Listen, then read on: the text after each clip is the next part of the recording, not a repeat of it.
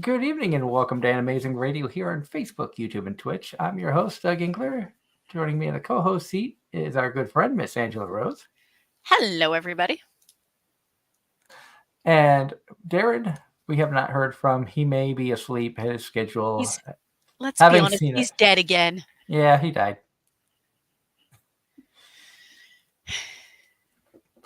But we are going to be having fun, as the title says. We say goodbye to Angela for 2 weeks. After this week, she leaves Friday for her trip to Japan, which I know her and her husband did a great job having a show talking about their preparations and everything. Mm-hmm. And are you excited for heading out? Oh, absolutely.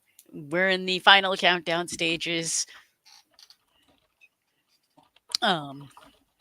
Basically spent the morning going through my closet and figuring out what clothes to bring, what needs to be put in the laundry, and so on and so forth.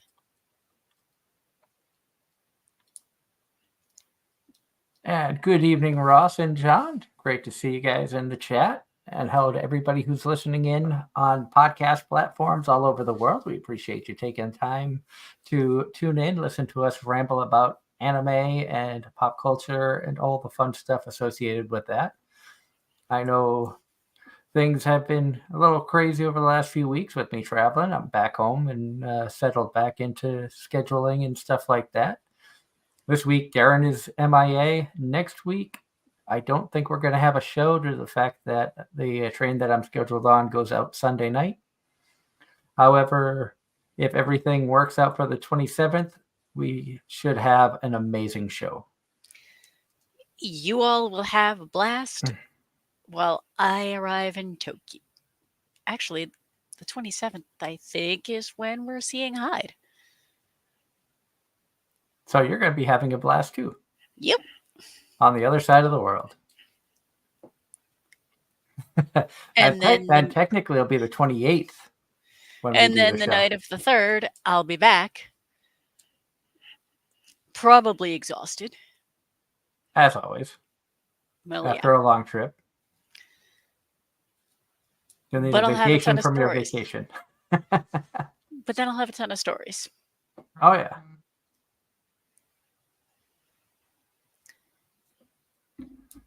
And we're already starting with entertainment news.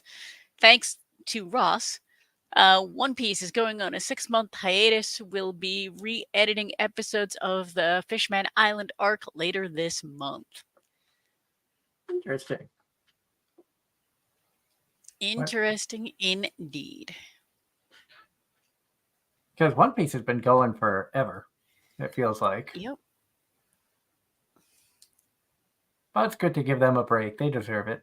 Mm-hmm. I know tonight we're talking about looking at some of the fall shows that we've been watching. I know you said you're caught up on everything you're watching. I caught up on a couple of shows. I think I have a couple more I need to watch. I'm caught up on the ones I'm watching. I have one on my watch list that starts next week, either late this week or early next. And I finished the My Hero Academia season. They ended the season on a cliffhanger.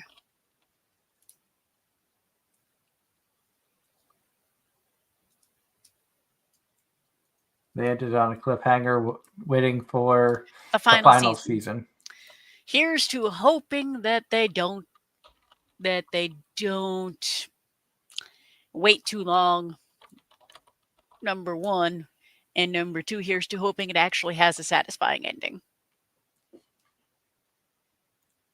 Yeah. Ross says basically all 57 episodes of the Fishman arc will be compressed into 21. I don't know how I feel about that, not gonna lie. I think there are some shows that, could use some compression, and there are some shows that they compress too much and it feels rushed. Hence, I could see that one going either way.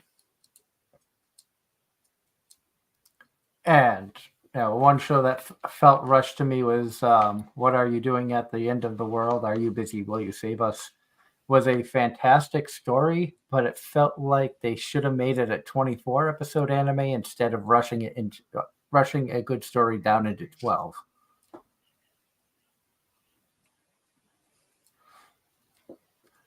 I don't think that's one you've seen, but it really Nope.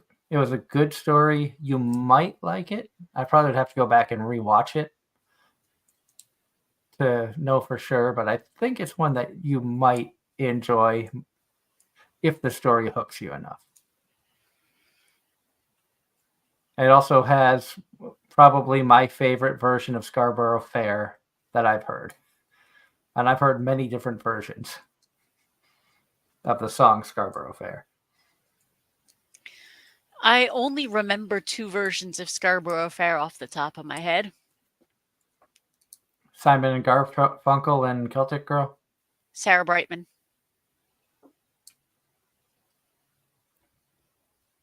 I don't remember what version they used for World End, but it was a very, very beautiful version. Really enjoyed that one. And Ross says, while we're talking about fall anime, he was on the fence about Yakuza Fiance and watched it, and it was quite funny.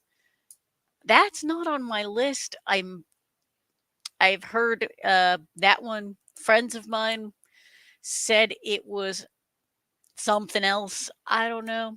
That might be I binge it later. Now, Ross, were you going to be watching Dan to Dan?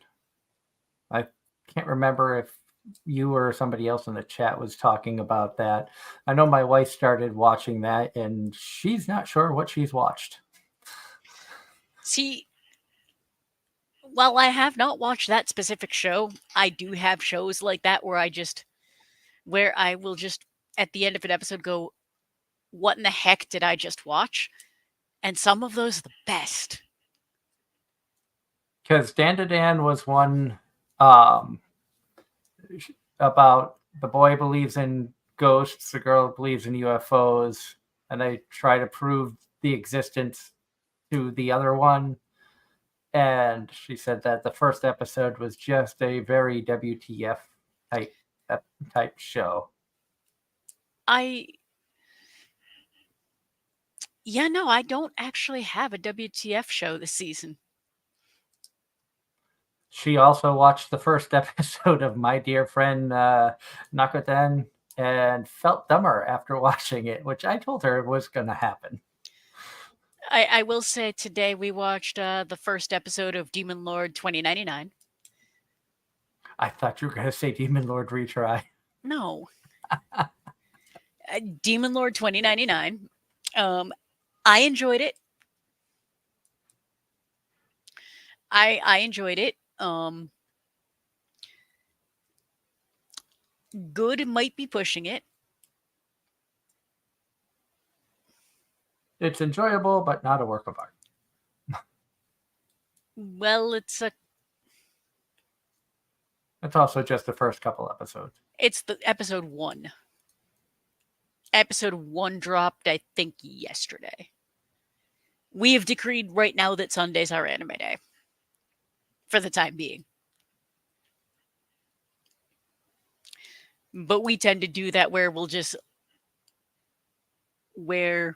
when we're on top of things, we pick one night during the week, and that's anime night, and we'll watch all of the episodes for that week.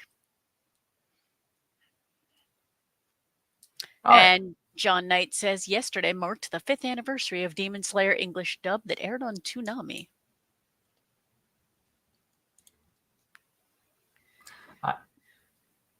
I will say of the shows that I have started, there are a couple that were a continuation. As a reincarnated aristocrat, I'll use my appraisal skills to rise in the world.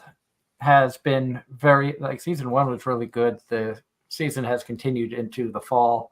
And the storyline has continued to be pretty well written. I've been enjoying the characters. Um, it I know isekai immediately turns you off to a lot of shows, but this is one that I might say to give it an episode or two trial, just because it doesn't really feel like a reincarnation show, especially as it continues on. It actually has a really good storyline. I'm skeptical of this. You still need to watch Goblin Slayer. I'm going to hold you to that. I know. Um, but while we're on the continuations, my one season 2 for this season is Gun Gale. Gun Gale season 2.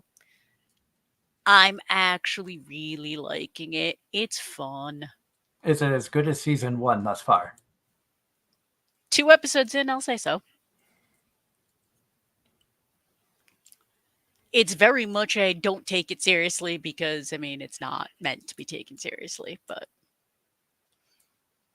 it's fun. I mean, it's basically just they're in Gun Gale. There's a it's basically tournament 3.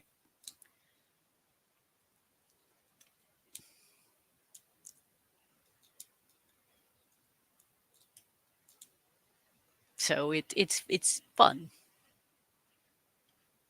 John Knight says that he finished Natsume's Book of Friends season 6 dub in a day, and it was good. And Ross says, while you've not checked out Goodbye Dragon Life, he says, in the 2 episodes, this Lamia girl is better than Mia and Seffi from Monster Girl Doctor.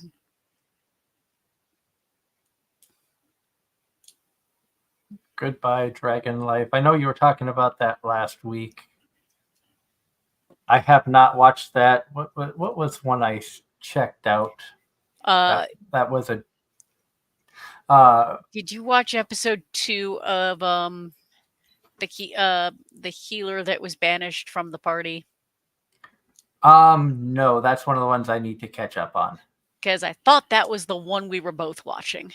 I need to catch up on You Are Miss Servant and The Healer are the 2 that I need to catch up on. The show that I did recently look at was a herbivorous forest dragon of 5,000 years gets unfairly villainized. I did start that, and that was just kind of a cute, corny show, but it's like 15-minute episodes, so it's a short episodes on that. I feel like this is now we did we finished My Hero, did a number of episodes, all the episode 2s, and then episode 1 for Demon Lord. But John Knight says he finished VTuber Legend dub and it was 10 out of 10. Funniest show he'd ever watched. The animation was great and the characters were so funny. VTuber Legend was actually really good. The humor in it was, if you have a like thick sense of humor, or you like just like a 5-year-old sense of humor, then it's up your alley. And that basically means not for me. My sense of humor tends to be very dry. But it was definitely a lot of moments in there that had you laughing, a lot of moments in there that had you scratching your head. The art style was nice. I like the fact that they focused on, like, the whole anime is focused on the VTubers in their VTuber world. So when you see these VTubers in the real world, they look like their VTuber character. You don't get to see what they actually look like. And everybody around them is just like a paper cutout, just walking like this. So you don't see anybody else other than this group of VTubers from this one agency. See, conceptually, it's interesting, but based on what you have said about the humor, that alone is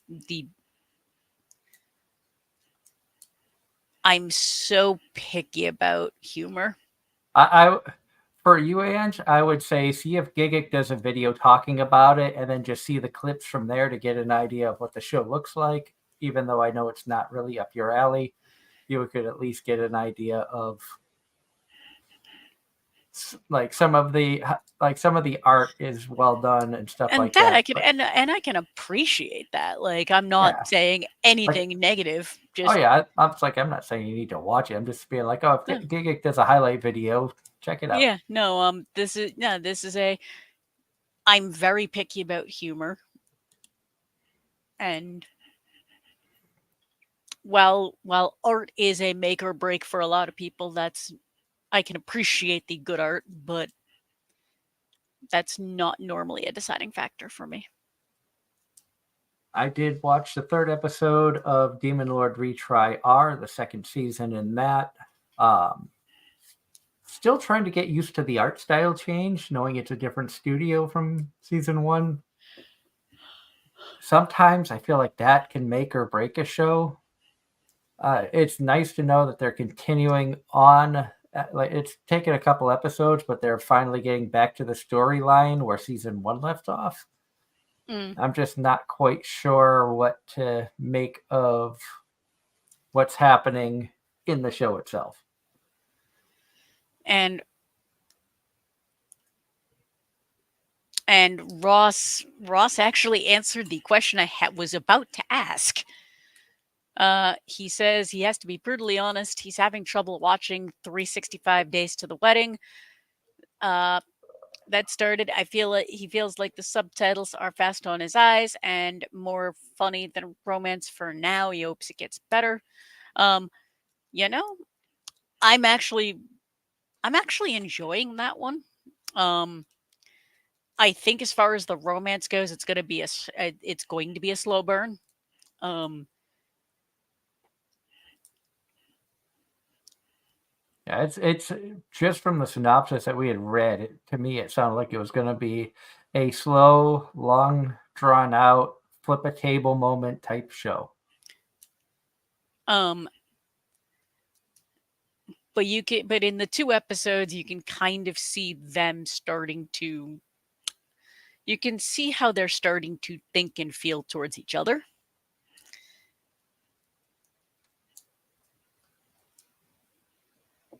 But John I mean, Knight in the chat. is it like one of those Is it one of those groundbreaking romances? No, absolutely not. Um, but so far, it's good. It's a nice. It's one of those what I like to call palate cleanser animes. Because I watch a lot of weird stuff. I watch a lot of shonen. I watch a lot of dark stuff, and this is a very nice. Like the it's very cute. It's it's the art is well done. I'm liking where they're taking this story. And Ross says that he's having trouble with the main female. It's almost like she has a lack of emotion. It's I see that. I don't see it as lack of emotion so much as she's so introverted that she doesn't know how to express her emotions. Ah, so it's Bochi. I don't know. I didn't actually get around to watching Bochi. But she comes off she totally comes off as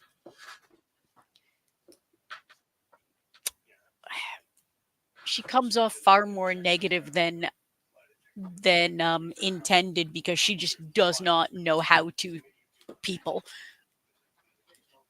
She'd rather just lose herself in her maps and nature. And I'm sure there's a lot of people out there that can relate to that. Especially nowadays. But no, this is what happens when two introverts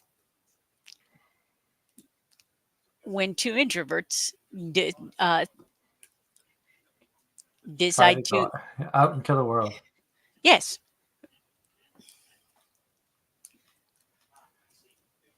John Knight in the chat says he got Suzume Blu-ray from Amazon.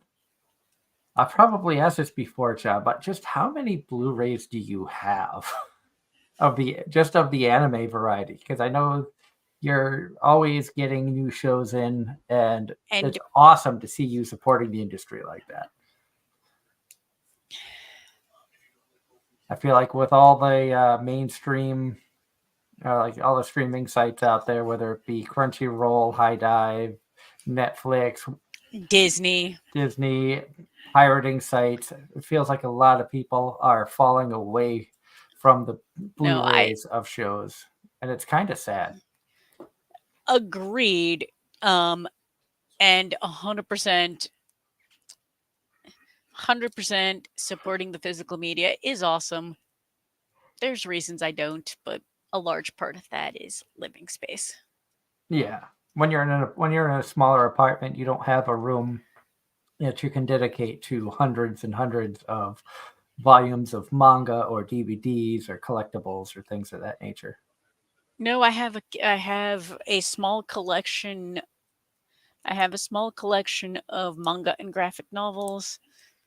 I have a larger collection of books, but I've also been reading since I was really young. And I have a Kindle that I've fully loaded with a bunch of manga for the plane. So you are ready to roll.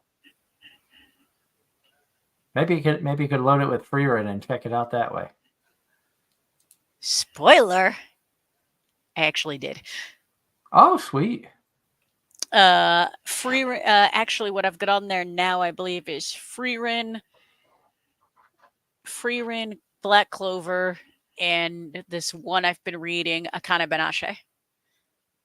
Awesome. I heard scratching behind me. I wanted to make sure one of the cats wasn't being bad. No, they're being good. They're using their scratcher. Actually, I Good. think Heinz is trying to get toys out of his scratching box. Are there toys in there? Yeah. He's got little chirpy birds that he's been brave about and actually playing with, because Heinz is the cat version of your typical otaku. High anxiety, everything frightens him. He's only really comfortable around me and my wife. Even our daughter gets too loud for him and he takes off running and will hide behind the couch or under the bed or things of that nature. Fair. That's why when he makes appearances on camera, he's usually like freaking out a little bit. Oh yeah, he's got one of his springs, so he's happy he's playing. Yay. John Knight says that he just now finished watching the Suzume dub on Blu-ray. It was so beautiful and well done. He enjoyed it and gives it a 9 out of 10. I'm glad that you enjoyed it. I'm glad you're finding shows that you really like. Yeah, same. That's kind of what I suppose really at the end of the day, that's what it's all about, is everyone has to find the thing that speaks to them. And I know I joke around a lot talking about isekai trash, but even I've been trying to find less isekai shows to watch. Some shows like Demon Lord Retry, I watched the first season, enjoyed it, watch it continuing the second season. But really, like the shows I'm watching, Reincarnated as an Aristocrat is isekai. Demon Lord Retry isekai. You Are Miss Servant is not. Banished, the healer who is banished from his party is not. Out of my list, I think we've only got one actual shonen this season. Love Live Superstar is not. I did start watching that. That dropped on Monday, so I watched the first episode. Curious to see how they were going to bring the story back when the main character was supposed to be going off to another country to continue studying music. So it's kind of interesting to see the monkey wrench that got thrown in those plans. I think that's about it for what I'm watching at the moment. Actually, according to my anime list, nothing that I'm currently watching is listed as a shonen. And Ross says he owns 209 Blu-rays and/or DVDs. My God, you didn't have to go and count them all, Ross. And if you can hear a bird chirping in the background, that is Heinz playing with one of his little bird toys. As he shakes it around, it makes a chirping sound, and he continues having fun.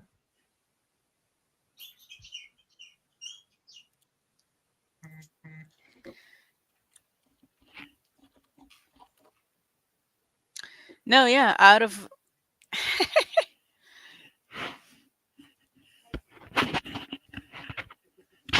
Can I announce that? My roommate Steve just shared that his DVD collection is at 839. Oh my God. Now that is literally a little bit of everything.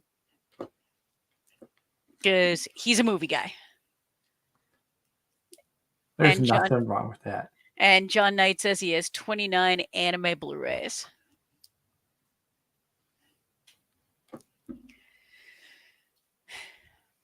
So he's got a little bit of work to catch up to Ross and your roommate. Just budget, because I know movies can be expensive, especially the anime DVDs and stuff at $60, $70 at times.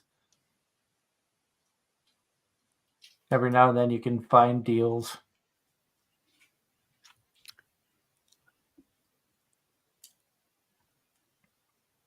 Yep. I also started rewatching. Well, I say started rewatching. I still haven't finished Alia. Hide Your Feelings in Russian. But my wife and I started watching that in English. I was watching it in Japanese before, but didn't watch the last couple episodes. And it's a cute love story. I know Darren had started that one. I don't know how far he's gotten into that. I know he suggested it to you, Ange, because of a good romance. Yeah, I do enjoy a good, well-written romance. I'm finding I also like the more adult ones, like the past the high school age. Yeah, this one is high school. There is some trickery in this one. There is some mind games that get played between some of the characters, but I think you might enjoy it. But I know, my theme for this season seems to be a combo of sci-fi, fantasy, and adventure. That seems to be the majority of what I'm watching this season.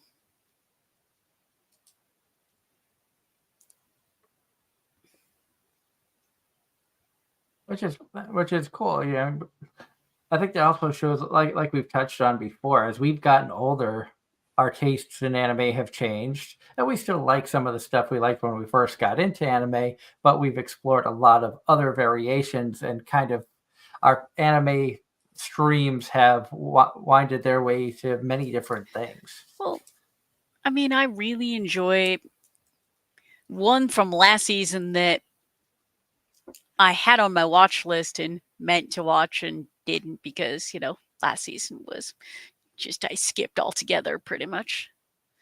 Was a historical one. Because I have always enjoyed historical fiction, always enjoyed like that alternative history, if you will. Yeah.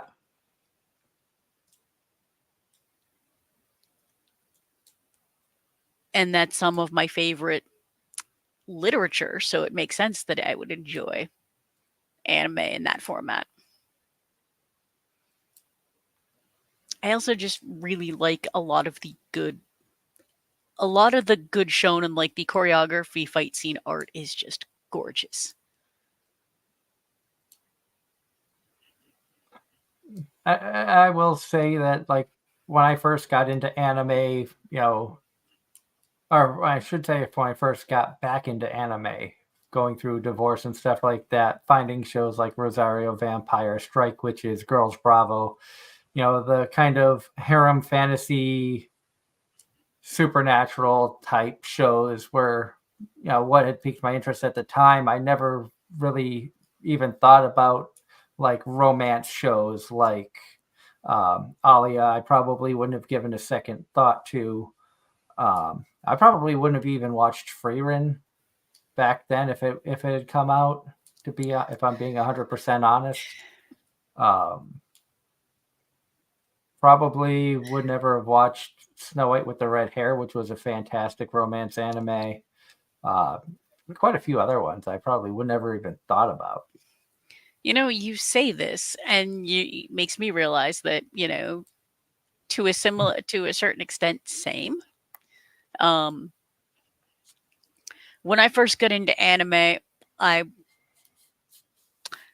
I there was some slice of life stuff that I got introduced to that I really enjoyed, but a lot of it really was the more action style stuff.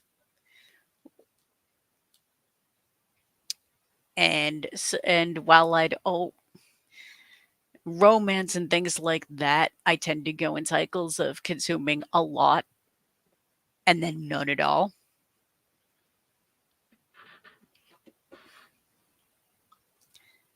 Because romance as a genre tends, in most media, it tends to be,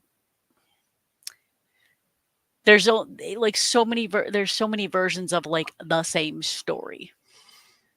Yeah, Like how many different media pieces are basically a retelling, a variant of Romeo and Juliet?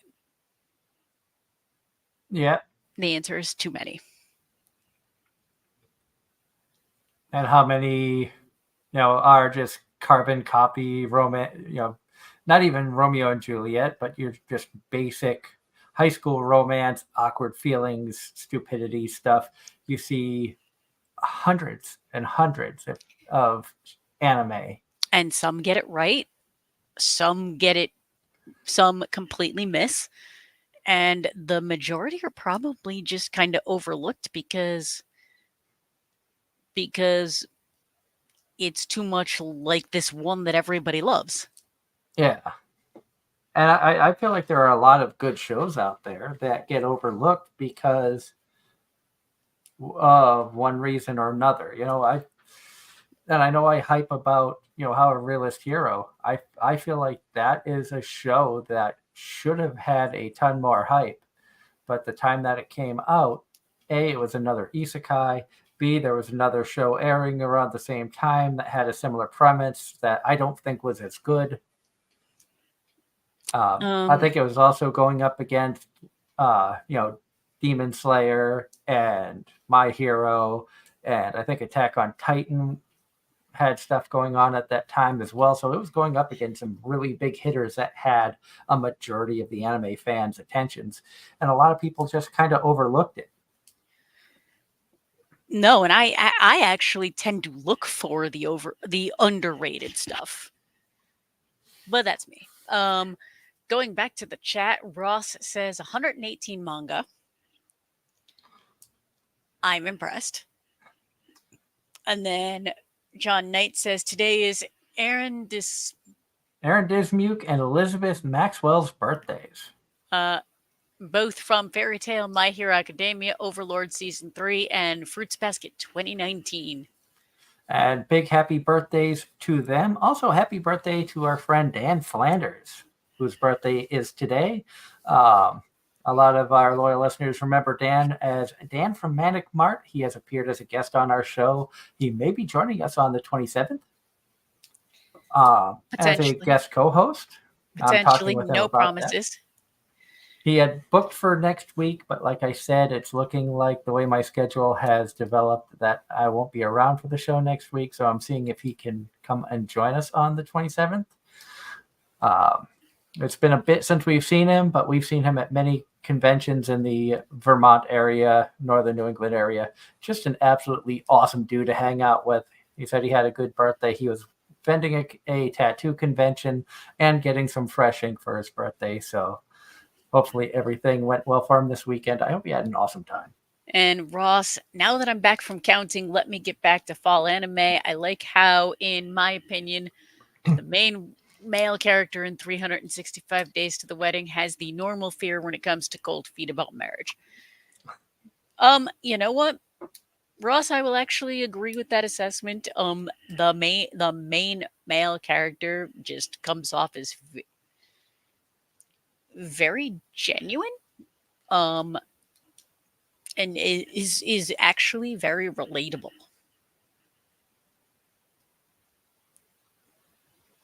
That is one show that I have looked at and contemplated about watching, but I'm not sure if it's one I'm going to give a chance to or not. Depends on what else catches my attention. I would say no. You know what? I think your wife would like this one.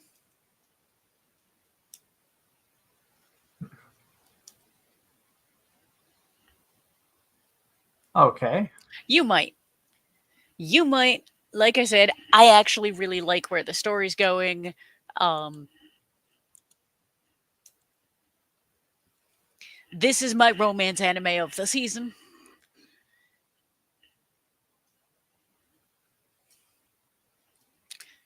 I would say if you're looking for a good I would say if you're looking for a romance anime this season, give that one a shot.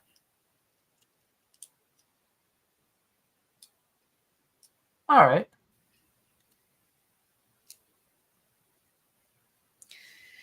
And if you decide to share your thoughts. I will think about it. I am behind also on 2.5 dimensional seduction. I need to watch the newest episode on that. I forgot that was out. So I have episode 15 to watch. That one has been good.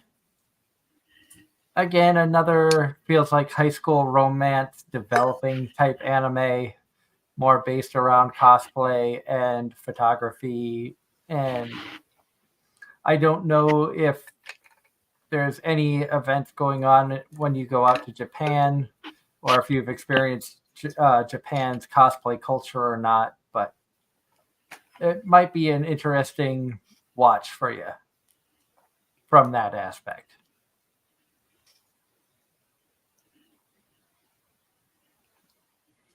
I know that was one that Darren had suggested us all watch because he was comparing it to My Dress Up Darling.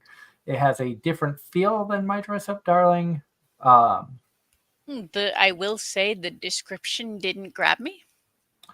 But the cosplay side of things has been interesting. And as a cosplayer who has done photo shoots and things like that, I think you might be able to relate to some of the stuff that goes on in the show. Fair. But that's just coming off of, knowledge of, that we met because of you doing cosplay and my wife doing a photo shoot. Yup. That is 100% accurate. Because many moons ago. I know it feels like gotta say it's 24. And Ross is trying maybe 10 years ago. I think you might be right. Because that was Ruby. Because that was I think right after Ruby season 2 dropped.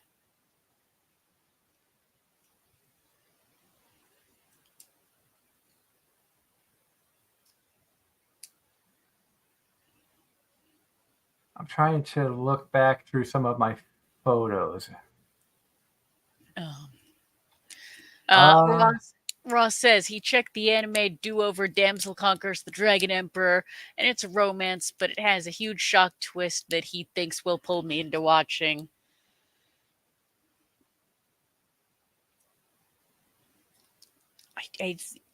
I do not remember the description of that one. I think it was. I think it might have been 2015. Anime Boston 2015. So pretty damn near 10 years ago. Yeah.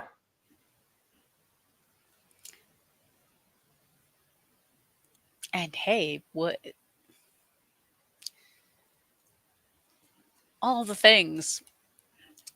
I bring us back to one of my favorite quotes from media as a whole. Do you ever wonder why we're here?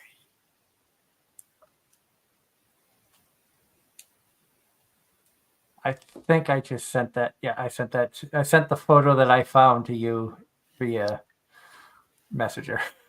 Yep. Yep. I was going to say, I remember that. I remember that. So we met 9 years ago. Yep.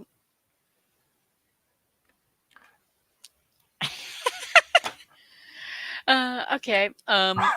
You saw the photo?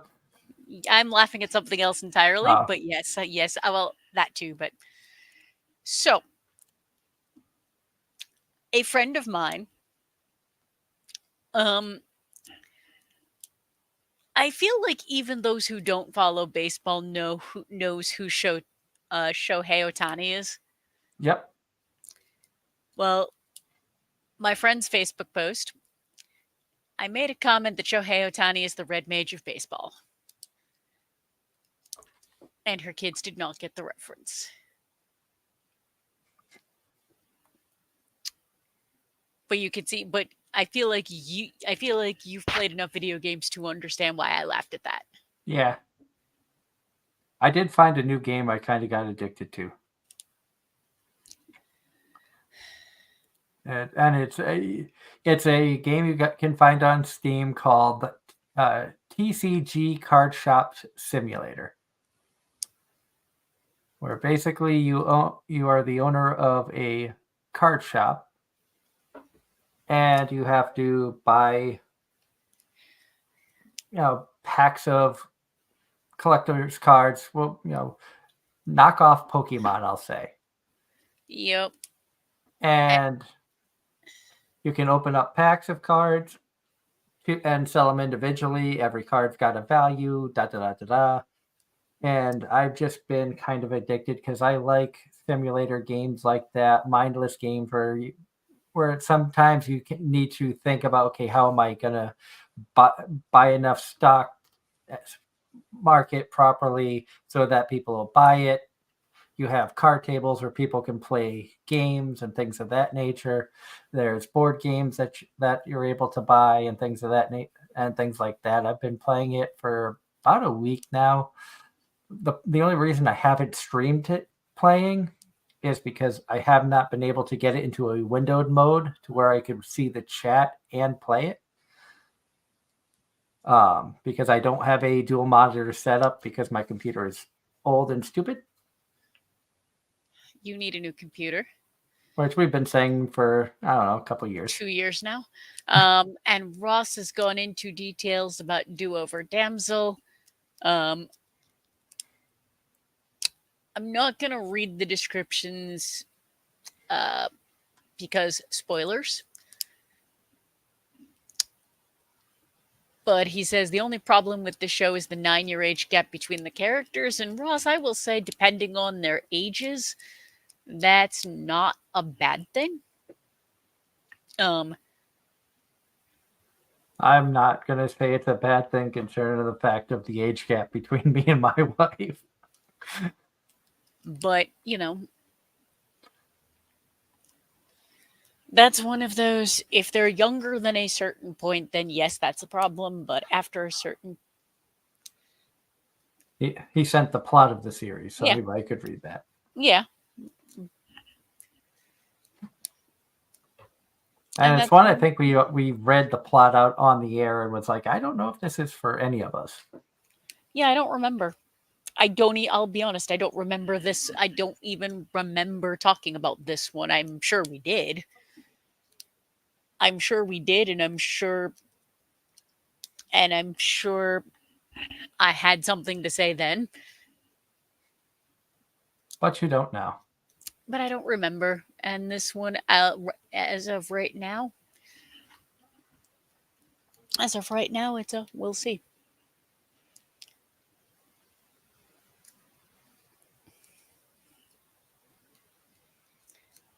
But it will also be one of the things I'm looking forward to seeing is as we've discussed numerous times, what's popular here is not necessarily what's popular in other countries.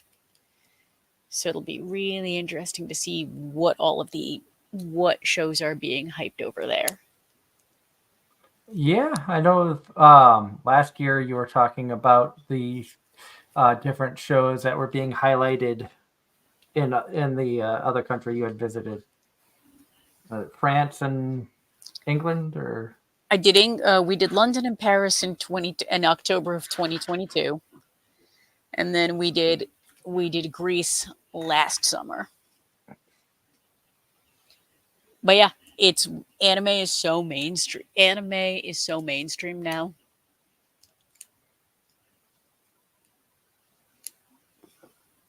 so it is neat to see and hear about how things are in other parts of the world for anime. It's why it's fun when we can get some of our friends from the UK on the show and hear what the anime life is like, what conventions are like.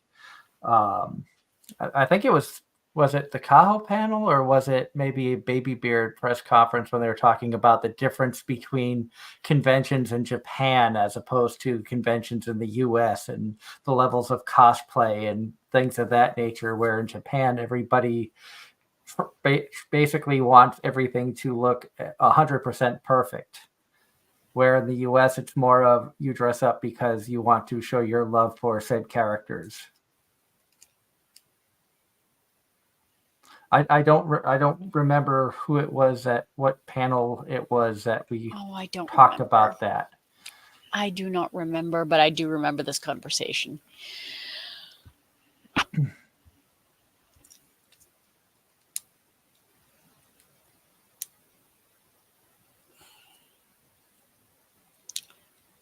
Ross says the last new show is Nina the Starry Bride. You feel bad for Nina's story, but it's heartfelt funny. I think Darren was watching that one.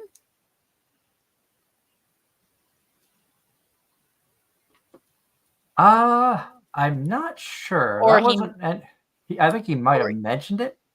I know he mentioned wanting to watch it. Whether or not he did is a different story. Yeah, right now he did. Oh yes. And to answer your question of the 9-year age gap, was she was 10 and the emperor was 19.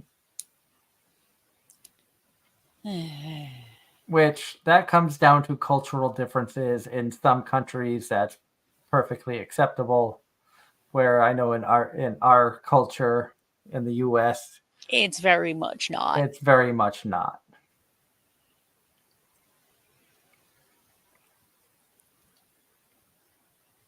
But I do think that is something that needs to be taken into account. And remember, a lot of this is Japanese culture based concepts and ideas And that also if have there's been shared with us.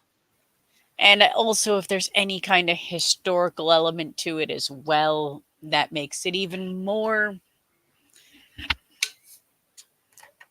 accurate to a point. Yeah. So I think that's one thing that we don't take into account a lot of times when we're watching these shows, and we see, different nuances about, oh, well, these are just kids that have to do, act a certain way, or you see, you know, a middle schooler working in a bar, and even as far fetched as that is, it's probably happened. Maybe not worked in a bar, but I'm sure middle schoolers have had to work jobs and stuff of that nature. So it's just something that we're not fully accustomed to here in the US, but it doesn't necessarily mean that it's wrong based off of what culture, time frame you're looking at for the set of for that set history of that show.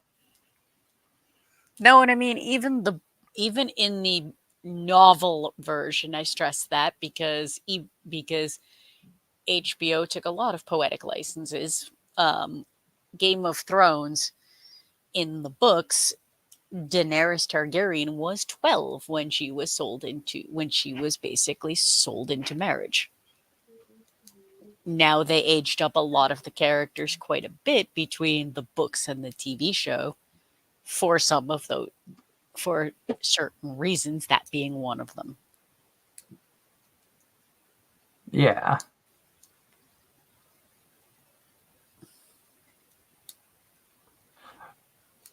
And it's kind of neat though when you look at it, because even like I know isekai, we throw around how trash that is and stuff like that, but some of the concepts that happen in isekai, I think a lot of times us as viewers forget that they're going to a different world, which it's not an uncommon trope to see. Oh, well, this person got summoned to another world.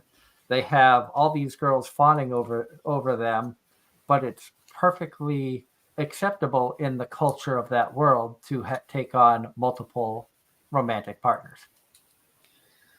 Where to some people it may seem like that's wrong. Also, you know, as we mentioned, different age differences, things of that nature. Lots of different things to think about when you're reading or watching these shows and mangas, light novels, movies, whatever.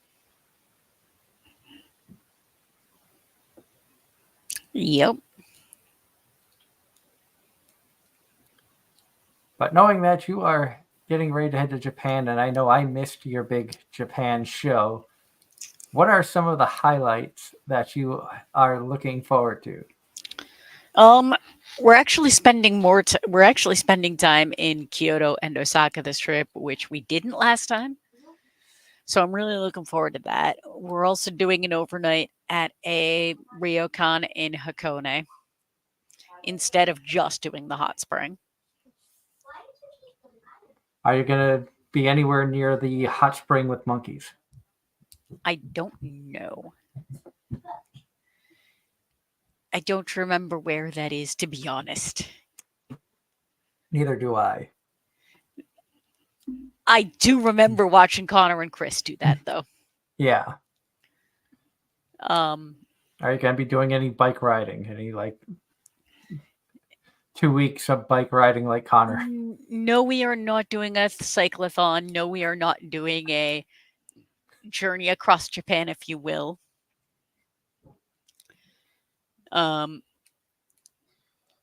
We are doing a tea ceremony in Osaka.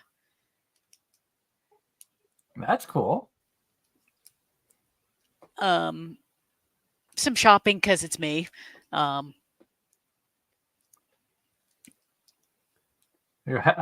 you have a long list of stuff that people want you to bring back? For my inner circle, it's a whole lot of for my very close friends, most of it's Pokemon stuff. A couple of very specific friends asked for oddly specific things. And then for like my axe throwing league and my coworkers, I'm basically just gonna get like a giant box of candy and snacks and just because enjoy. who's gonna say no to free junk food? Pretty much. Allergies notwithstanding. Ross says he's planning on seeing the Overlord movie when it comes out. I still need to finish Overlord 3. I started 4. season 1. I didn't finish it. I know you were surprised that I enjoyed Overlord after watching some of season 1. I was. And it was one of those I think it was one of those just didn't. I started watching it and then got too busy and then never went back to it. Because of time, life, other shows Time, took life, precedence. other shows, and Overlord wasn't. Overlord was okay, but it wasn't as good as other stuff I was watching. Which is totally understandable. Like it didn't stand out enough. If that makes sense. It does. And I'll be honest, I don't think I would have watched Overlord if not for Isekai Quartet.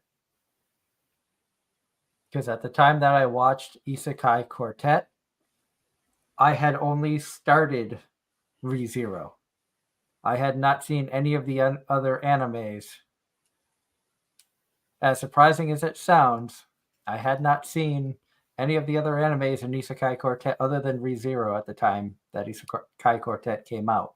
And it's because of Isekai Quartet that I watched Tanya and Overlord and Konosuba.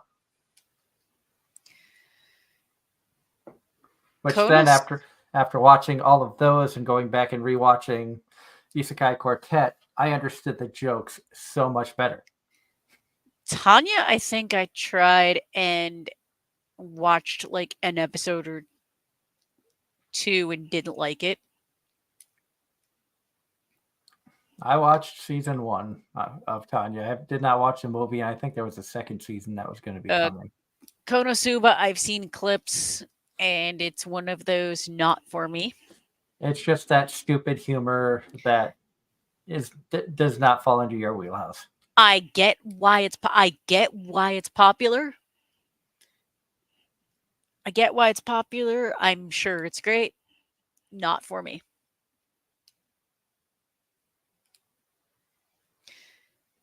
And ReZero, I think, falls under the realm of there's just way too much. Why bother? ReZero also was very difficult. Like, it took me a couple of tries to get through season 1, and I dropped it in season 2.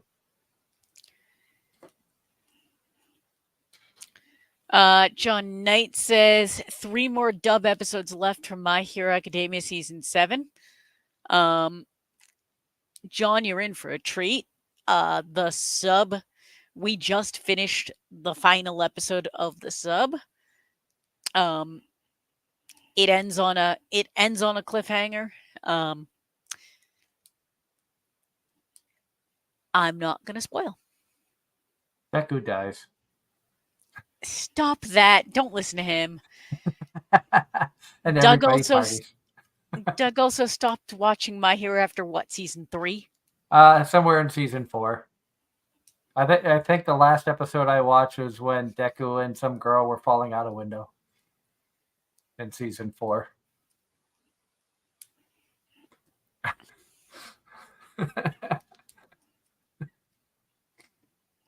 I'm just playing. I don't know what happens. Like I said, I haven't watched My Hero since somewhere in season 4.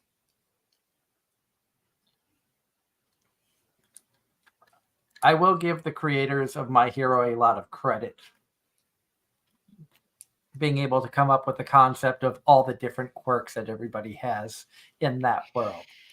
That takes a lot of creativity. And as much as I will make fun of My Hero and some of these shows, they really are well thought out and a lot more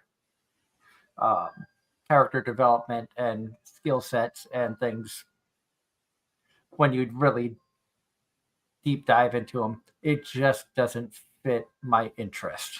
And that is 100% fair. But I will give credit where credit's due with the creativity and, like I said, coming up with all of the quirks. Because you're talking about, you have a class of 30-something people, plus heroes, plus villains, plus most of the people in that world have some sort of quirk. Ross is trying to figure out which character you are talking about who fell out of a window, whether it's Eri or La Brava. I don't even remember. I think it was like a young blonde hair girl. Are you sure it wasn't Pink? I don't know.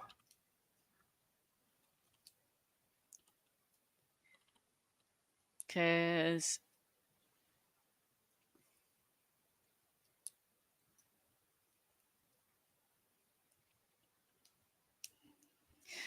well,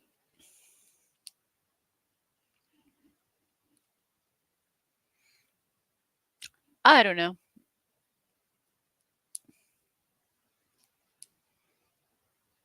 I'm trying to look quickly at maybe images from season 4.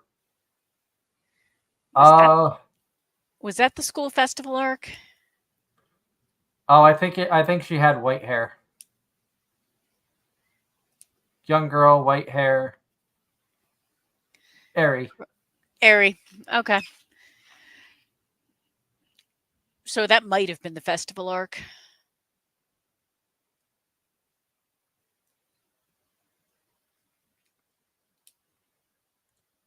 I found a photo that had her name, so Eri. Yep, that makes sense. But But that was like the last episode I watched, and I was like, I'm just getting bored of this. from Ross, has anyone watched Blue Box? I'm waiting on the English dub to start. I don't know what that is. Blue Box or Blue Lock? I know Blue Lock has season 2 or something like that that's out right now. But I don't know about anything called Blue Box. I don't see anything by that title Blue on. Lock is a a soccer anime, if I remember correctly.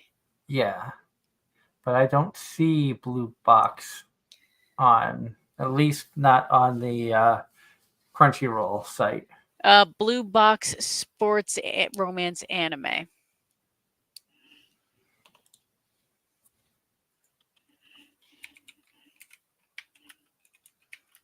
I type in Blue Box, I get Blue Lock, Blue Exorcist, and Blue Seed for Crunchyroll.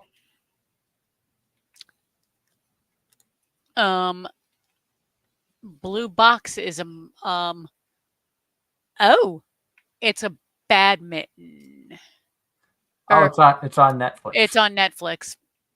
That's why I don't know it.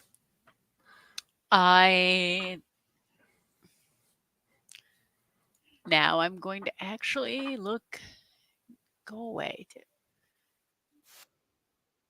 I do not have Netflix currently, so Uh,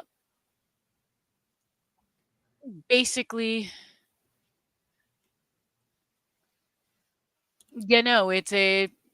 it's a shonen romance is what Netflix is calling it. Badminton player badminton player has always admired this basketball star, but one day a surprising turn brings them close together.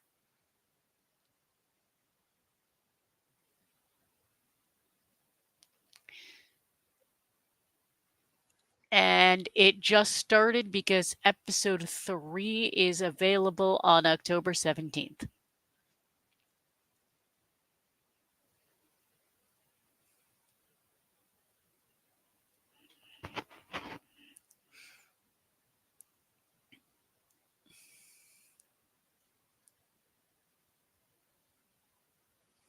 interesting.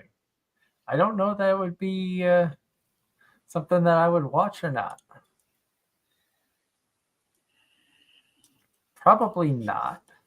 I'm uh, sports anime.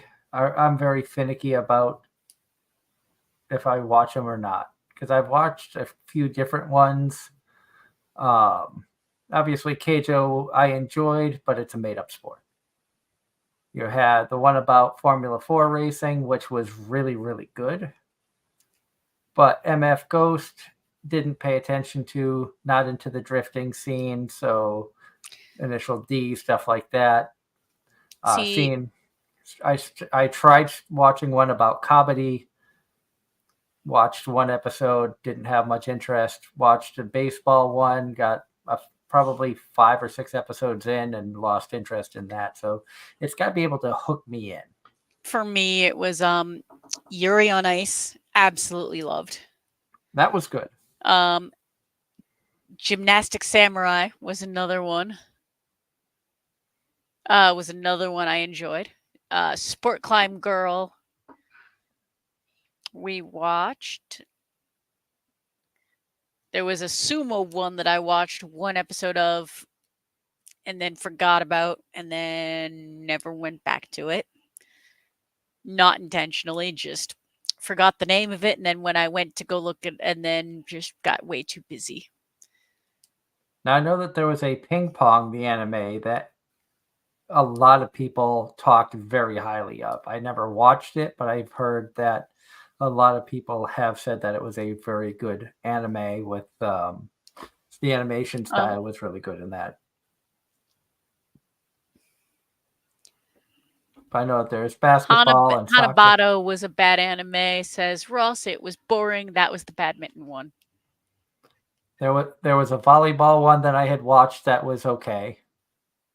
Not great, but it was okay. Free? No. No, No, this was girls volleyball, girls beach volleyball. No. I know there was a volleyball anime. I know there were a lot of sports anime a few years back.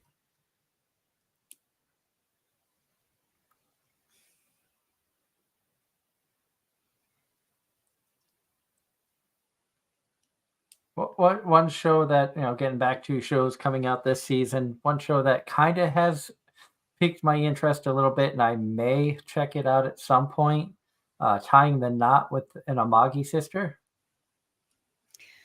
That title alone sounds like a you and Darren. It does. And it definitely sounds like a Ross show. Just like you all like when we were going through the list. Okay, this one's Angela. This one's Darren. This is definitely a Doug show. Yep, you guys did that. You guys. I mean, a chunk of my list was fairly predictable.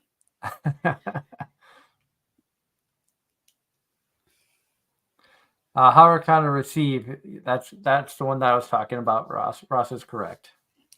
Well, all right. So that was the volleyball anime that I've seen. Nope. I know there was.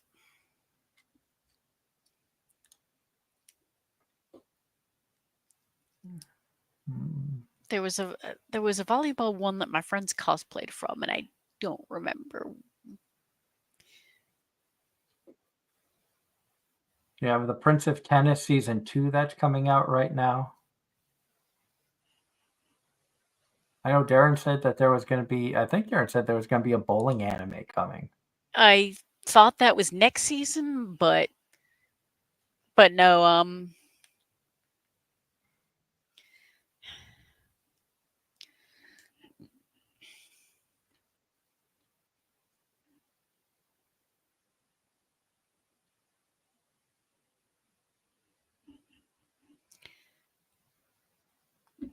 His phone goes off for random emails. Like, what? Nope, don't care. I'm more sports. More sports because I got a notification from ESPN that the Patriots suck. That this season, that goes without saying. No offense. Ross says he's watching Amagi Sister. I don't like how the grandfather forcing the main character, but I feel like the middle sister and the main character are going to end up together. I might check it out and see.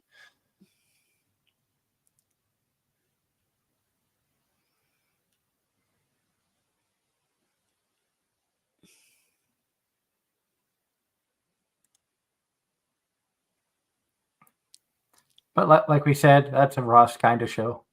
Yep. Yep. There are certain shows I want to see more of. Like I'm waiting for more Apothecary Diaries because that one was really, really good. And then you want more Sign of Affection. See, if they get a season 2, it will be fantastic. that one, if it doesn't, that's okay. Like where they left it, it was a place to end it. But A Sign of Affection was so freaking good.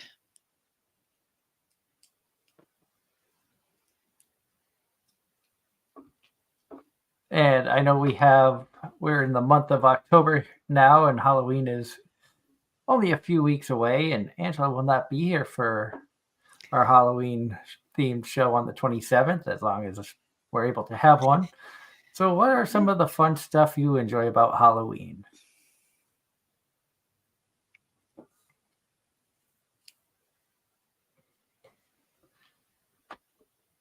Do you enjoy the costumes? Do you enjoy parties? Do you enjoy the candy? Do you enjoy See, the decorations or anything like that?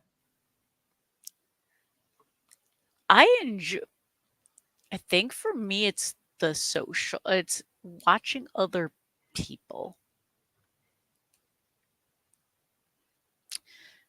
Like in recent years, I haven't seen a lot as far as Halloween goes. Like we don't have trick-or-treaters in my neighborhood at all.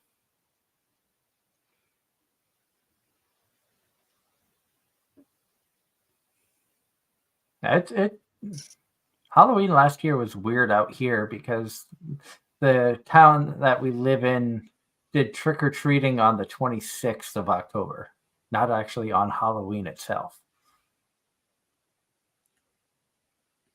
Which would have made sense if the 26th had been like, okay, we're going to do it on a weekend, but it was like a Thursday night. That's just So that was kind of bizarre. This year it's back on Halloween.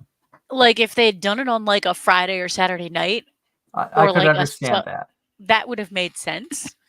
Or where Halloween had fallen in the middle of the week. Like Halloween this year is on a Thursday. or like if you're supposed to get a foot of snow, them pushing it up or back to avoid kids going out in a blizzard makes sense.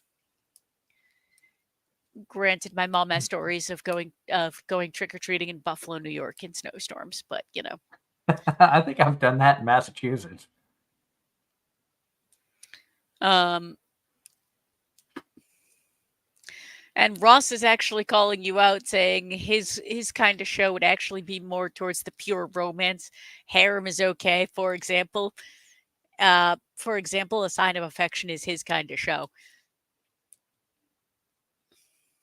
Which it is. I really enjoyed that one.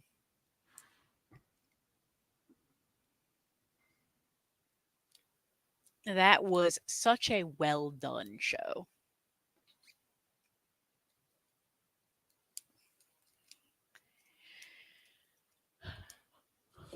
Now, since it is the spirit of Halloween and ghosts and goblins and paranormal and things of that nature, what's some of the do you enjoy some of like the yokais or ghosts or mythology type stuff when it comes to the supernatural or paranormal?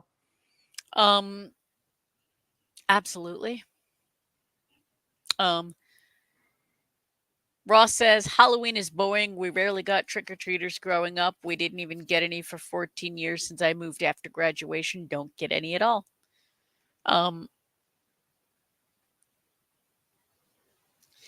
I actually really do enjoy some of the paranormal stuff.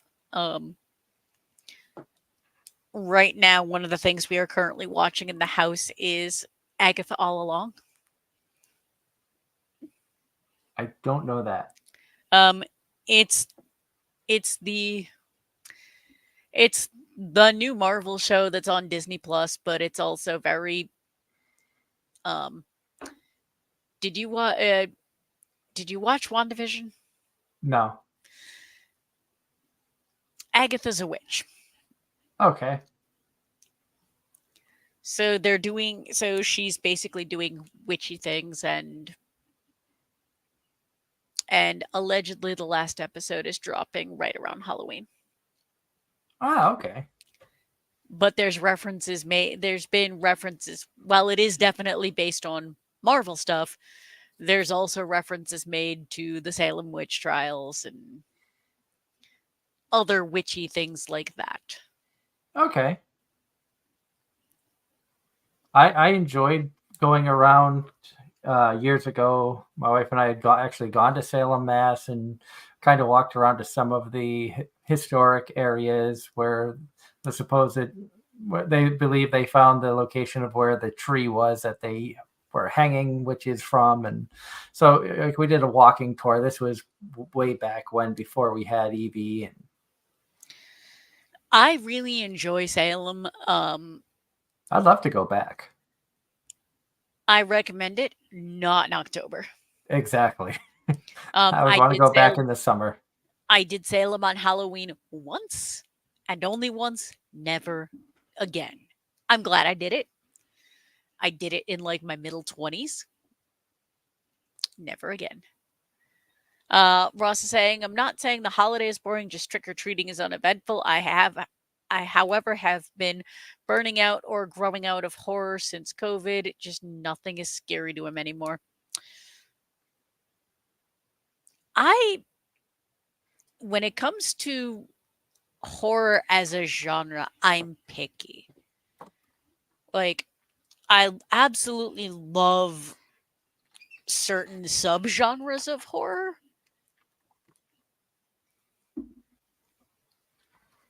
I'm Like, not a horror person.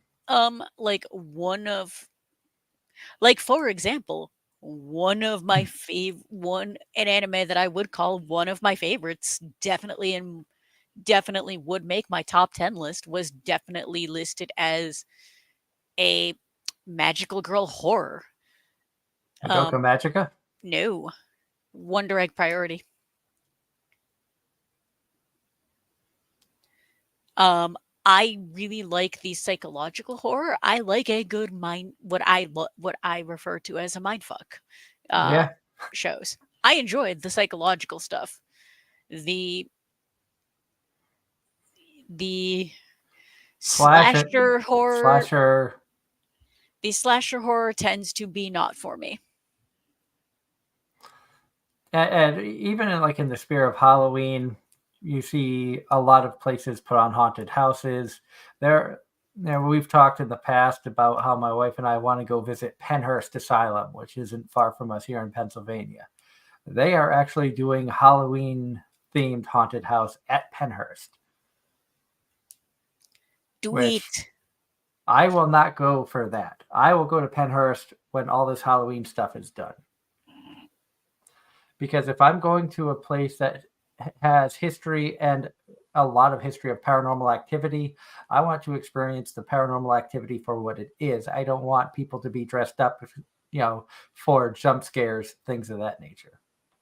That stuff has never really interested me. If I'm going to a haunted house, I want it to be a real haunted house. The paranormal investigator in me gets more amped up for what might happen, not for something manufactured. Uh, Ross, do you mean Thanksgiving?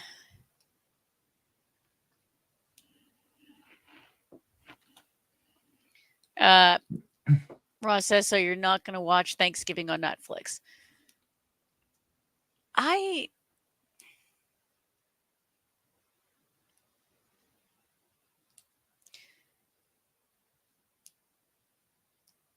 I don't. If I remember correct, the answer is probably not. Um, like I don't like I don't like the slasher horror type movies. Never have.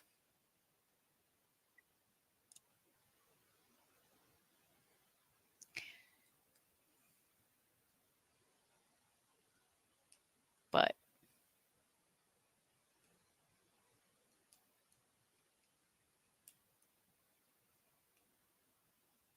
And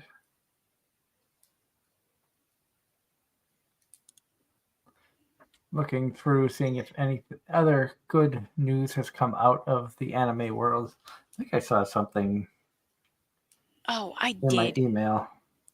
I did. Um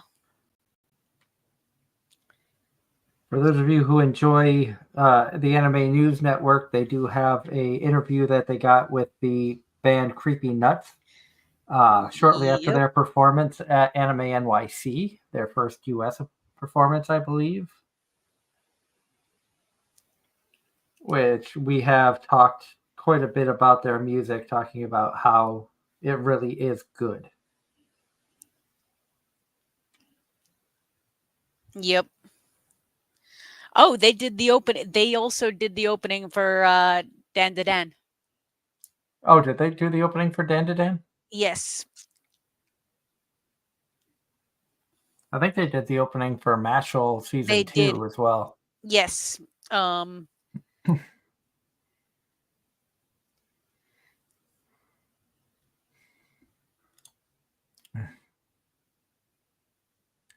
And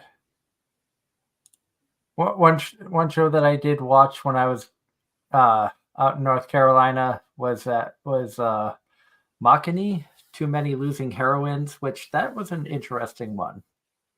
I'm not sure if any of our listeners had watched that one. I was kind of tossed up as to who I thought best girl was. I kind of leaned towards one. Told Darren he needed to check it out to get an idea of who he thought best girl would have been. I feel like he would have. I feel like he would have leaned towards a different one. I Yeah, don't you remember. two have a lot of those arguments. Yeah, it's fun. It's fun to just pick back and forth. I can't do that with you because you don't ever have best girl, best guy. You don't care. Not wrong. That's just not my jam.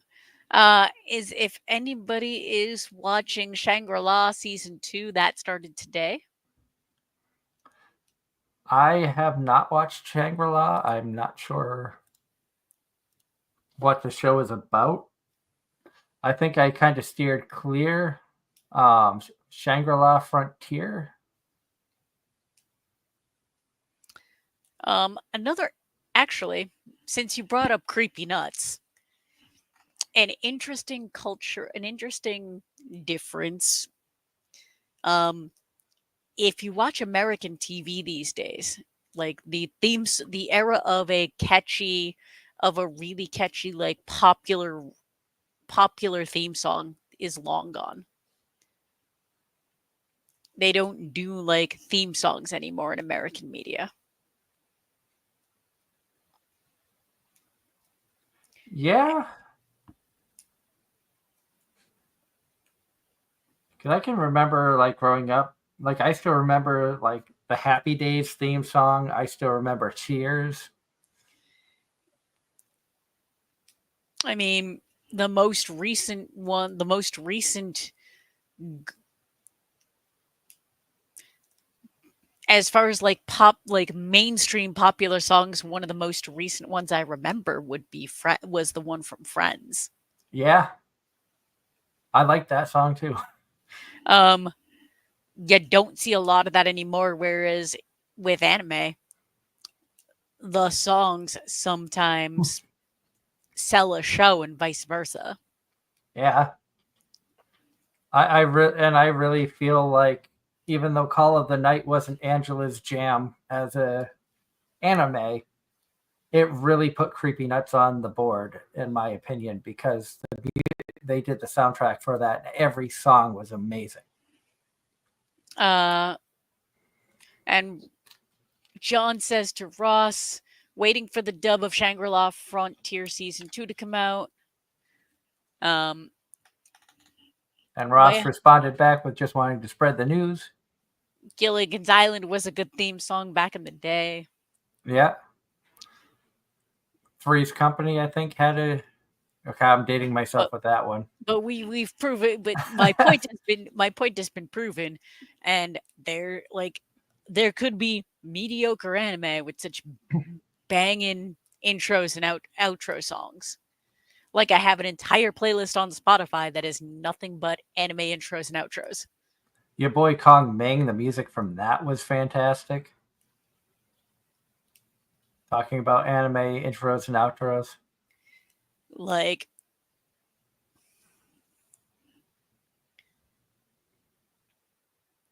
show by Rocks, Have a Nice Music was a good song.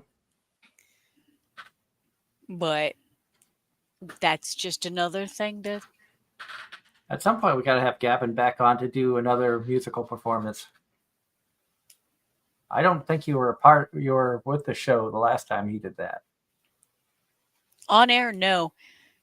He just talked about it, and then I went and looked up the Dungeons Dragons album and played it for like 2 days.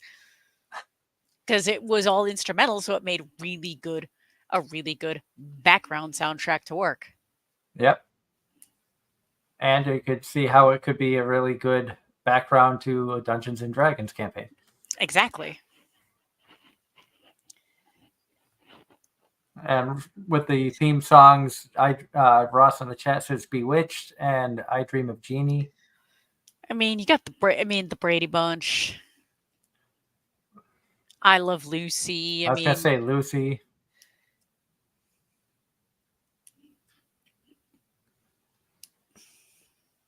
Different Strokes. All in the Family. Go back to MASH. But basically that stopped somewhere at the end of the 90s into the early 2000s.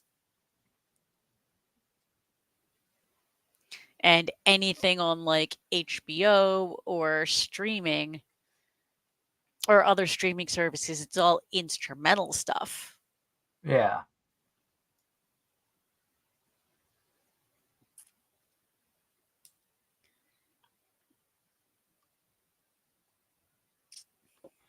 But they're still going with all the different songs in the chat. I'm curious to see what other shows they toss up there now. Yeah, no, Yeah, I think it was a recent Trash Taste episode that I watched, and they were talking about how different things were in the 80s and 90s as compared to now. And one of the examples they used was like McDonald's from the 80s to McDonald's in the 90s to McDonald's today. And a picture that they put up that was comparing was like a McDonald's that had fake trees with characters' faces on it. Just looked like a really fun, kids come hang out here. Because I can remember as kids, McDonald's was like the coolest place you could go. They had the play place. You could get the Happy Meals with the toys and stuff like that. The marketing seemed geared more towards like young adults and kids as opposed to everybody else. And now it seems like everything is just streamlined. There's a lot of places are getting rid of like the human element, it feels like, where you can go and just go to a touch screen and then put in your order, pay there. You don't even talk to anybody anymore. They'll bring the food right to your table. I feel like some of that I actually believe is at least a partially is COVID. Yeah. And it's crazy to think how, times have changed. I mean, everything from, stores and restaurants to transportation to, we're just now seeing conventions getting back to what they used to be pre-COVID and stuff. And it's different. Everything has a different feel still. Yep. You're still seeing a lot of people that wear masks out in public and stuff of that nature, which you didn't see as much before, at least here in the States. Today is National M&M Day.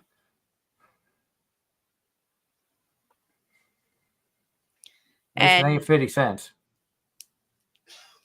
And Jordan Peele's got a new thing on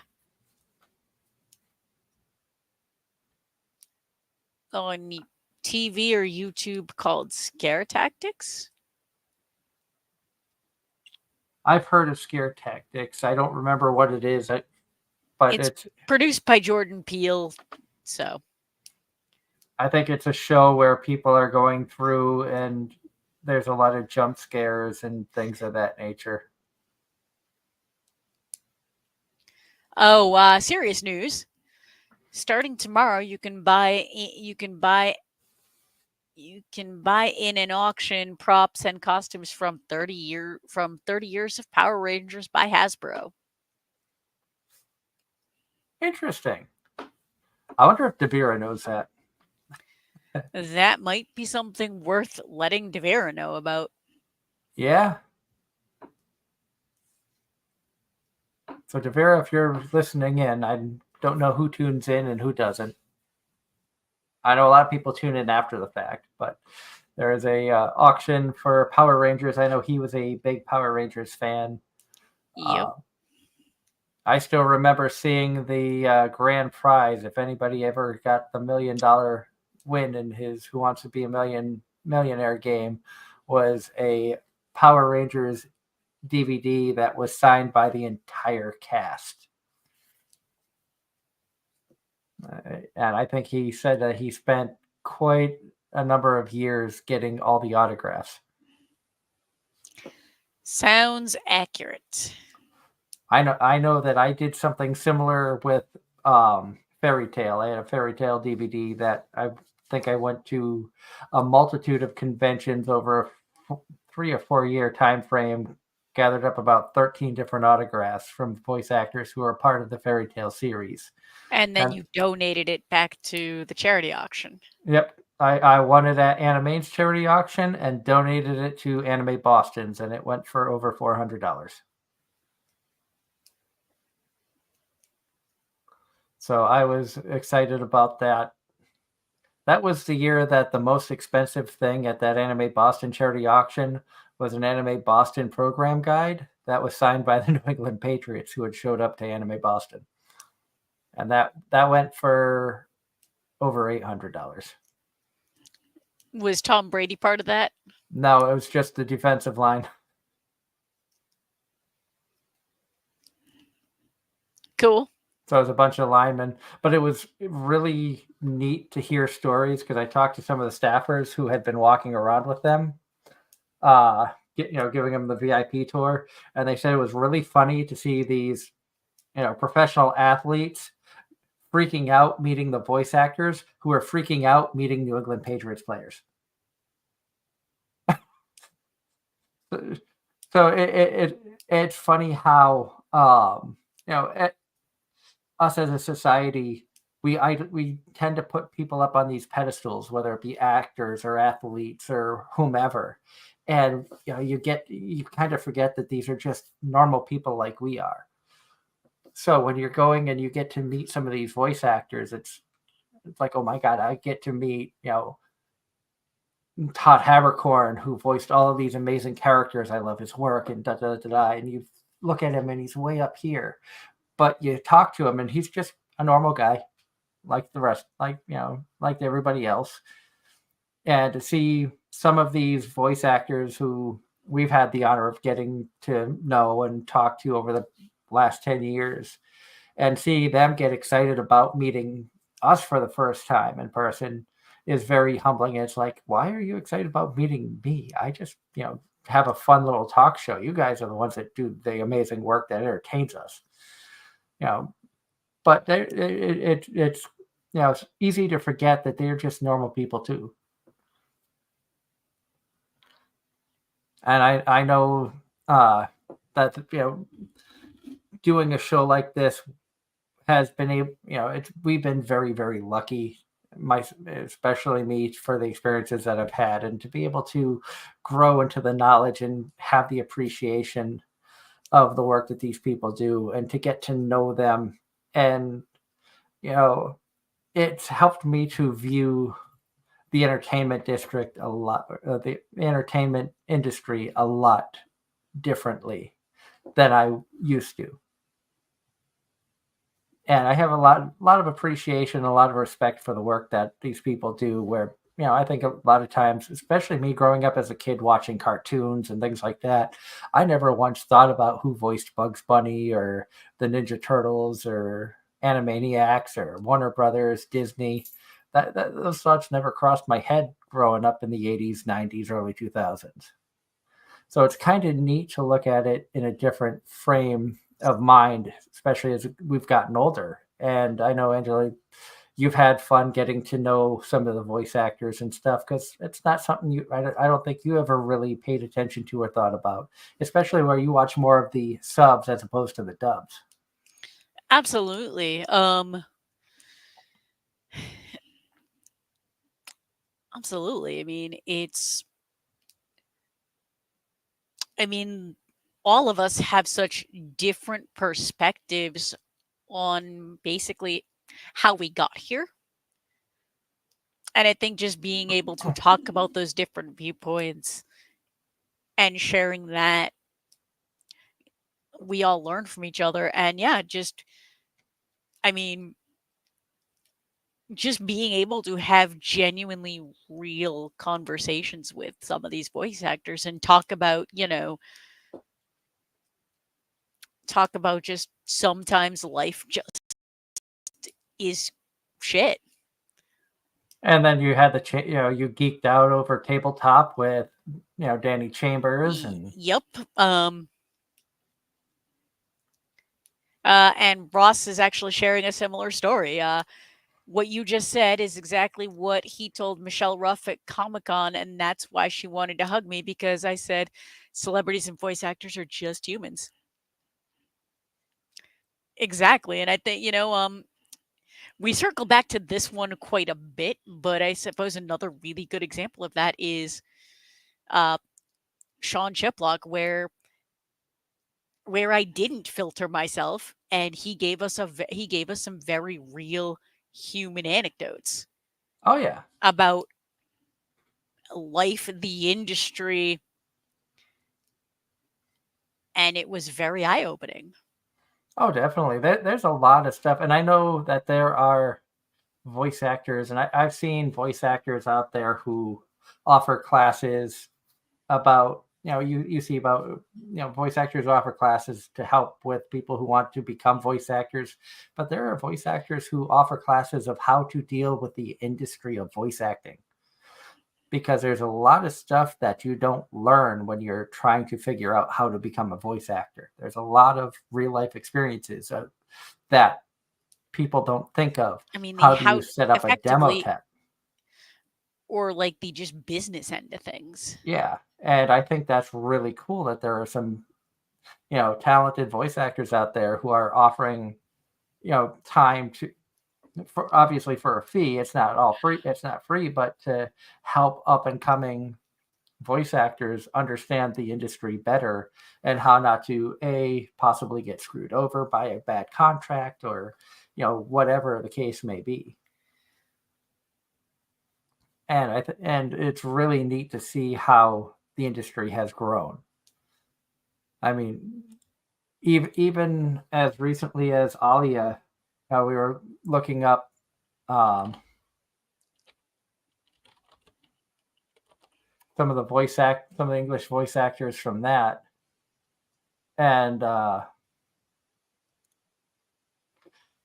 were some new names in there, and then there were some familiar names.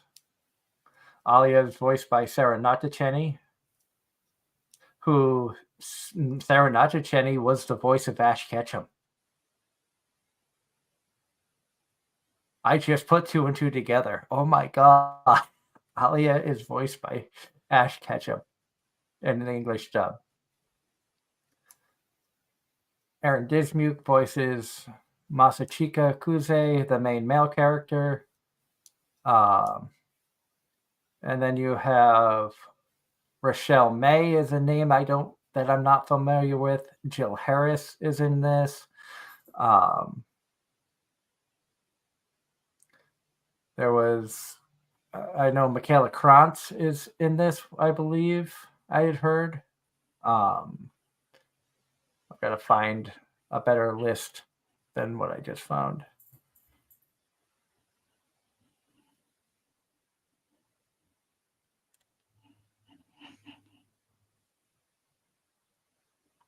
That's not right.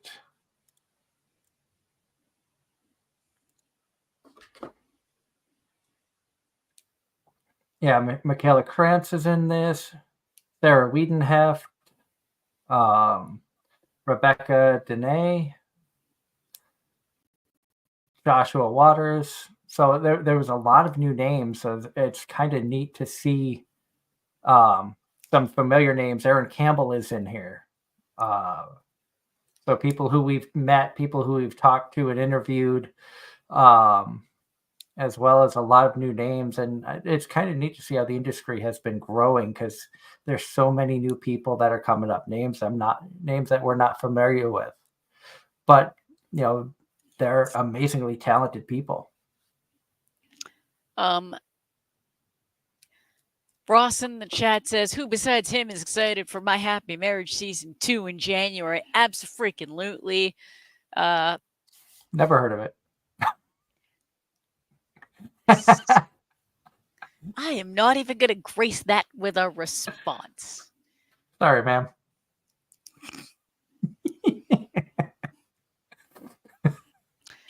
She's gonna slap me. No, I'm not. I'm just going to ignore you.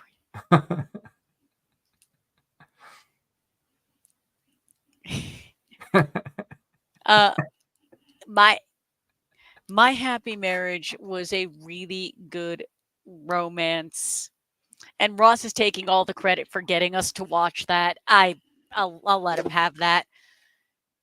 I actually think I purposely chose that one so that I can continue to refuse to watch Vending Machine. I think you did.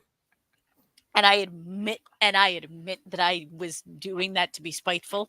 However, I really did enjoy My Happy Marriage. So good. Can't wait for season 2. And I would laugh if you finally broke down, watched Vending Machine, and enjoyed it. Nope, not happening. Bo Fury is what SAO should have been. I knew you were going to do that at some point.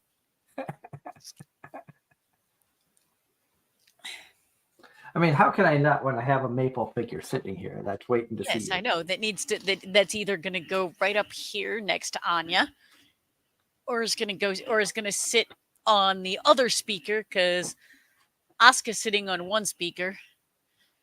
And if Maple is too big to sit up on the notebook, then Maple will sit on the other speaker. I found one of the cat toys. This is the bird that Ines was playing with. I don't know if you could hear the tweeting, but as they play with it, it makes a noise. I threw it into the cat scratcher box.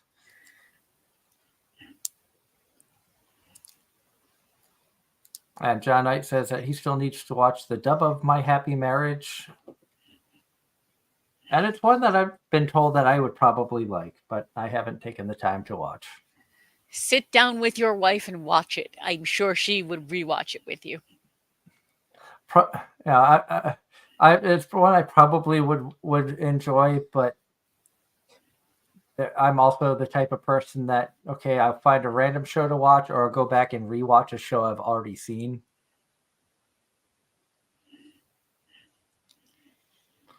These days I don't rewatch anything. I usually find myself like rewatching shows when I'm stuck in a hotel because of taking a train somewhere and I'm stuck in a hotel and I've got time to kill. I've caught up on all the shows that I've watching for the season, and I'll be like, I'll also go back and rewatch shows if there's a season 2. Like I went back and rewatched Demon Lord. I went back to rewatch Demon Lord Retry, the first season, just as a refresher for when season 2 came out. See, if I'm going to rewatch something, I'm more inclined to rewatch a movie as opposed to a TV series. Or anime, for that matter. But that's just me. Okay, Ross has a question. Take your time to answer. Out of this year, what anime you personally like, you wish got a season 2 announcement? For him, it is Sign of Affection or Hokkaido Girls Are Super Adorable.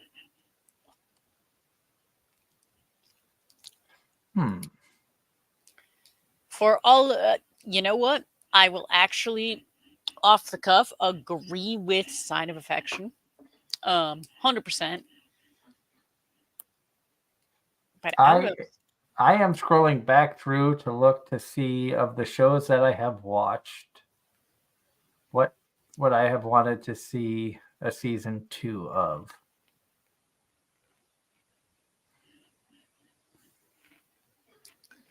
My anime list. Where are you? Air start date. Fluffy Paradise is what I think needs a second season because that was adorable. You know what? Fluffy Paradise was just a nice slice of life. Take your mind off of randomness.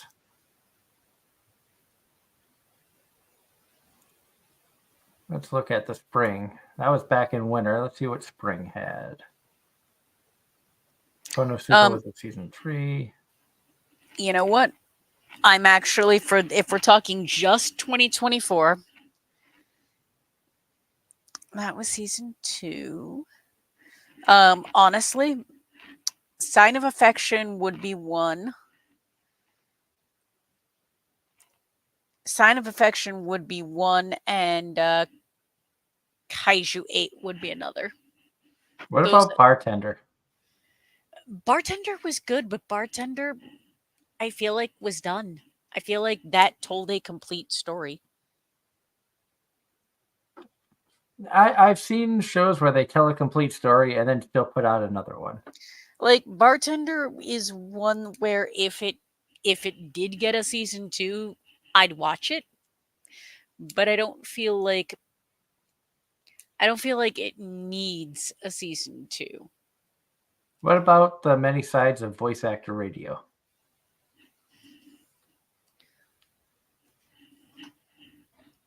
Again, if it got a season 2, I'd watch it. But again, I feel like it was perfectly.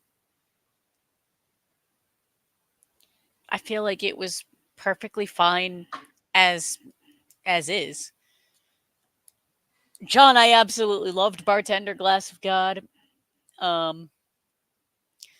Don't know. I feel like that one. Now I'm gonna say my 2 picks for 2024 that I really want to see get a season 2 announcement: Sign of Affection and Kaiju 8. But I think Kaiju 8 actually did get a season 2 announcement already.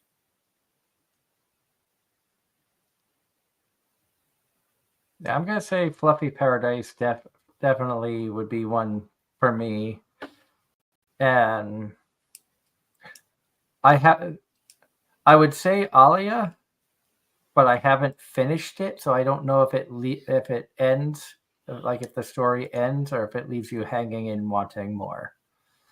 But what I've seen of it, I've only seen like 10 episodes of it, but it has been really good. And Ross agrees with you on Fluffy Paradise, Sign of Affection, Hokkaido Gals, and Witch Elf. Ross. Plus sized elf. That's what I thought, but I wanted to make sure.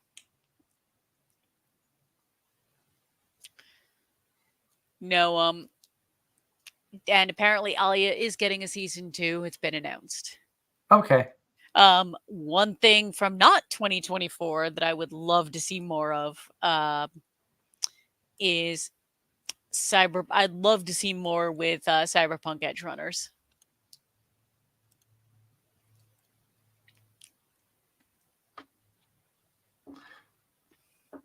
I know Freerun is getting more.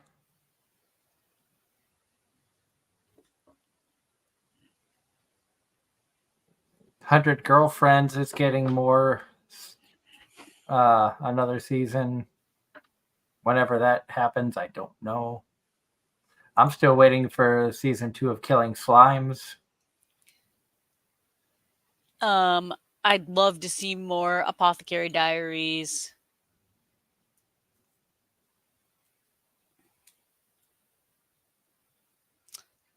I haven't finished Delicious in Dungeon, so I can't really say anything about that. I'm only at the halfway point. And you said that's one that I should watch, but again, Netflix, and I don't have Netflix. Fair. I feel like everybody should watch Delicious in Dungeon.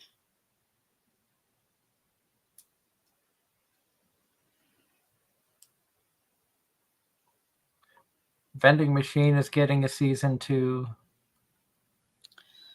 Ross says out of 2024, The Inexperienced You and Experience Me, Our Dating Story, Beast Tamer, and Skeleton Knight. Also, Gleipnir? Gleipnir? Beast Tamer was a good one. I did enjoy Beast Tamer. Looking ahead at the winter 2025, that's when we're going to get season 2 of The 100 Girlfriends Who Really Love You, more Toilet, Found Hanako-kun, My Happy Marriage season 2, and starts in January.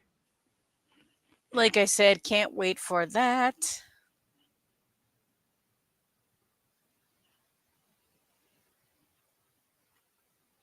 Another one for winter that's already on my watch list is Honey Lemon Soda, which very much has just the art style alone has Skip and Loafer vibes, which that's a show, another one I think y'all should watch, but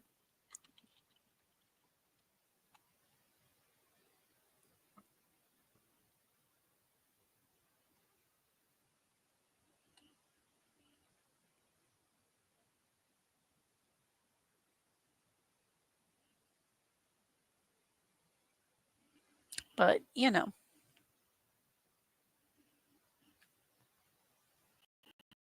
Oh, yeah. And I was just looking to see if there's anything else that jumped out at me for the winter. At a glance, those are the ones that jump out at me.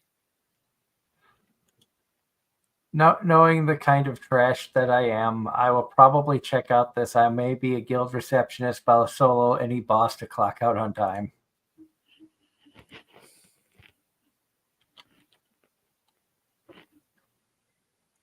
That does sound like a youth title. It does.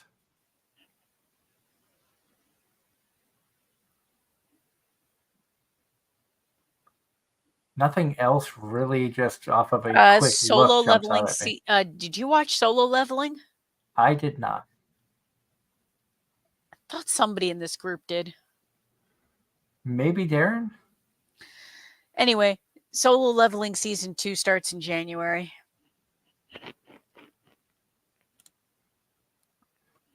And then in spring, we get more Killing Slimes for 300 Years. That drops in April next year.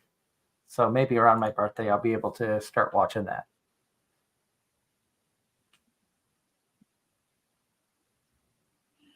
There's not a whole lot of stuff that has been announced. Fire Force Season 3 coming out in the spring, too, for the Fire Force fans.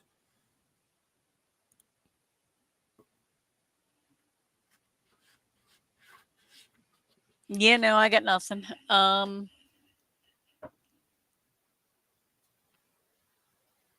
Knight says for him, an anime needs a season 2 is Moriarty. Moriarty of the Patriot did get season 2. There are 2 seasons of that. That was one I absolutely loved, underrated, and Ross is disagreeing with me on Skip and Loafer and not liking Honey Lemon Soda. So he doesn't like the plot for Honey Lemon Soda. And that's fair. I thought it looked cute. Ross says for Angela, an anime in winter, Red Ranger in Another World. You lost me already. Red Ranger in Another World. I didn't see that on my anime list. Yeah, I'm scrolling down to see if I can see it here. Oh, here it is. The Red Ranger becomes an adventurer in another world. Is the title of it. In the final battle against the evil exterminators, a Power Ranger traded his life for the enemies. It seems like everything was over, but suddenly he found himself in another world. He becomes an adventurer, transforming into Kizuna Red and continues fighting to save people in trouble. Here he meets a young wizard named Idola, and his journey begins. Themes: isekai, superpower, shonen. That sounds more of a you show than a me show, not gonna lie. How about no show? It does not really interest me at all. Well, is it on the winter list? It is winter 2025. I didn't see it on this list at all. I just closed it out, or I'd send you the link.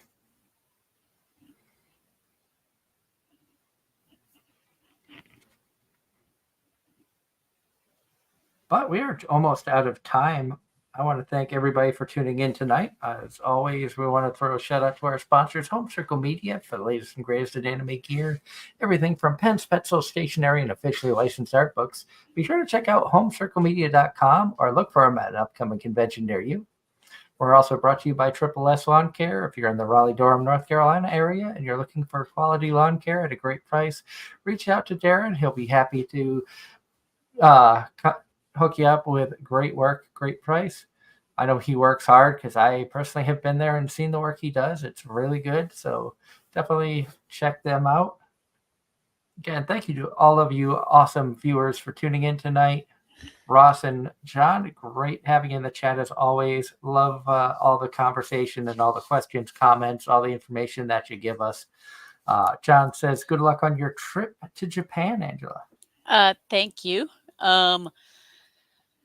But yeah, on that note, keep an eye out on the Facebook and Instagram pages for AZR, because I will be posting pictures in real time as I go. So definitely looking forward to seeing the world in Japan through Angela's eyes. And at some point, maybe I can find my way out there as well. You need a passport first. Oh, I know. I need a lot of things. Well, yes, but sayonara, everybody. And I'll see you all next month. And like I said, we will not have a show next Sunday due to the fact that I will be working and will unfortunately not be able to be on the show. And Darren does not have the equipment to run a show solo. But we are planning on being back for the 27th. I may stream throughout the week if I can figure out how to get some of these games into a windowed mode to where I can enjoy playing them and chatting with all of you amazing people. So just keep an eye on our YouTube channel for when we may pop up and go live, because we like to surprise you from time to time. The 27th, it's looking like we should have, barring scheduling conflicts, Christy Rothrock joining us. So it'll be fun to have her back on the show. Also going to see if we can get Dan Flanders to join us as a co-host. Awesome guy. Manic Dan always does some great stuff. Halloween is really his time of year, and it's always fun having him on and talking with him. So until next time, everybody have a wonderful week. Stay safe out there, and we'll see you back for more Anime-Zing Radio right here on Facebook, YouTube, and Twitch. Bye, everybody.